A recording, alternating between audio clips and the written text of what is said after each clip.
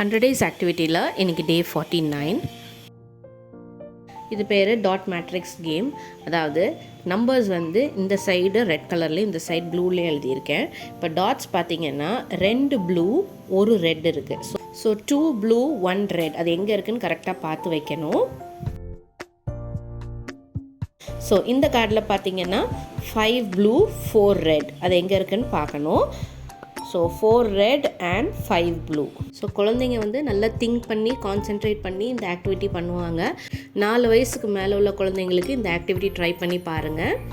Screen time கம்மி பண்ணிவிட்டு இந்த மாதிரி சின்ன சின்ன ஆக்டிவிட்டீஸ் கொடுத்தீங்கன்னா அவங்க நல்லா என்கேஜிங்காக பண்ணுவாங்க.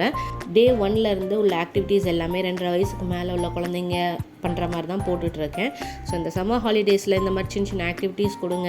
குழந்தைங்க உட்கார மாட்டுறாங்க அப்படின்னு சொல்லாதீங்க, நீங்கள் ட்ரை பண்ணுங்கள். ஃபஸ்ட்டு எடுத்தோடனே குழந்தைங்க எல்லா குழந்தையும் உட்கார மாட்டாங்க. ஸோ என்ன இன்ட்ரெஸ்ட் குழந்தைக்குன்னு பாருங்கள். இப்போ பாய்ஸுக்கெலாம் வந்து கார்ஸ் ரொம்ப பிடிக்கும். ஸோ கார்ஸ் வச்சு எப்படி ஆக்டிவிட்டி கொண்டு வரலான்னு பாருங்கள்.